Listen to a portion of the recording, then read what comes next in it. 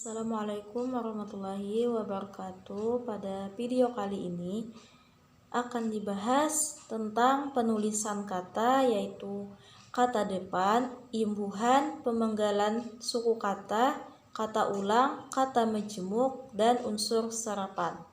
Langsung saja penulisan kata. Penulisan kata depan di, ke, dan dari ditulis terpisah dari kata yang mengikutinya.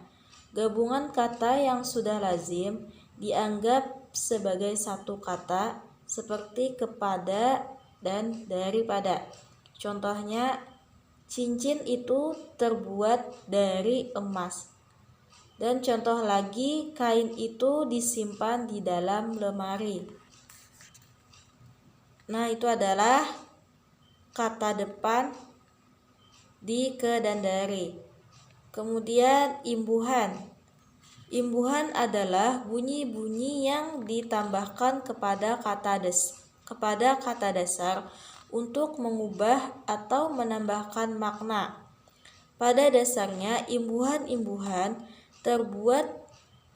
tersebut bisa diletakkan di awal atau prefiks, di tengah atau sisipan, yaitu infiks, di akhir atau sufiks, dan awal akhir,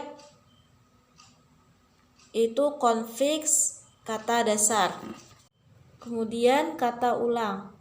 Bentuk kata ulang ditulis secara lengkap dengan menggunakan tanda hubung. Contohnya adalah anak, anak-anak, mata-mata, hati-hati, ramah-ramah, sayur-mayur, dan lain sebagainya. Kemudian pemenggalan kata.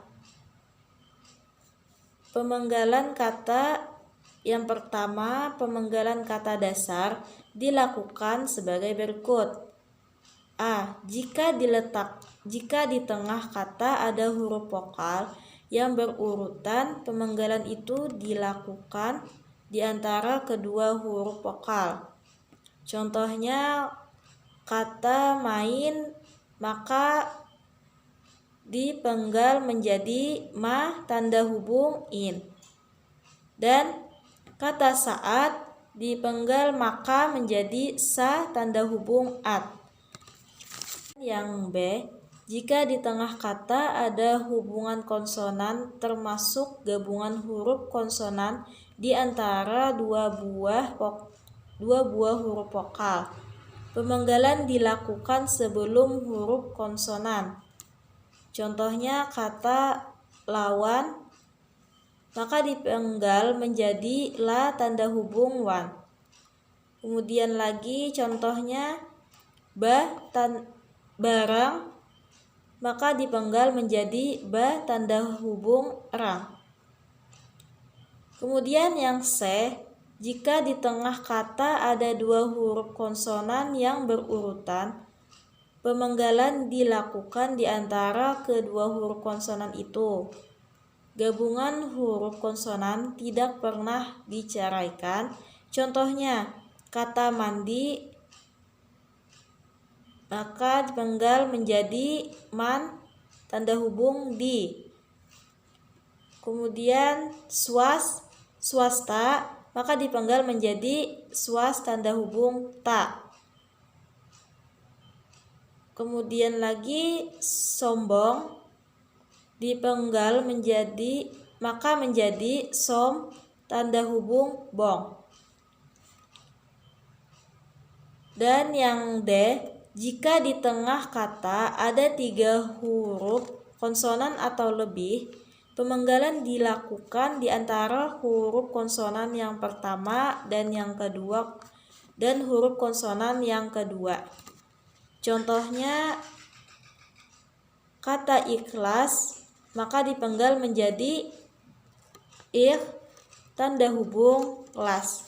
Kemudian yang kedua dari pemenggalan kata, imbuhan akhiran dan imbuhan awalan, termasuk awalan yang mengalami perubahan bentuk, serta partikel yang biasanya ditulis serangkai dengan dasarnya. dapat dipenggal pada pergantian baris. Contohnya adalah kata makanan maka dipenggal menjadi makan tanda hubung an. Contohnya lagi membantu maka dipenggal menjadi mem tanda hubung bantu. Kata majmuk. Kata majmuk adalah gabungan dua kata yang kemudian membentuk makna baru. Jadi tiap kata dalam kata majmuk ini sudah memiliki makna tersendiri. Akan tetapi apabila dua kata tersebut dalam kata majmuk, gabungan kata tersebut akan memiliki makna baru. Kata-kata tersebut bisa saja digabung dengan spasi atau non spasi. Yang terakhir yaitu unsur serapan. Dalam perkembangannya bahasa Indonesia menyerap unsur dari berbagai bahasa, baik dari bahasa daerah seperti Jawa, Sunda, dan Bali, maupun dari bahasa asing seperti bahasa Sanskerta, Arab, Portugis, Belanda, Cina, dan Inggris. Berdasarkan taraf integrasinya, unsur serapan dalam bahasa Indonesia dapat dibagi menjadi dua kelompok. Yang pertama, unsur asing yang belum lengkap terserap ke dalam bahasa Indonesia.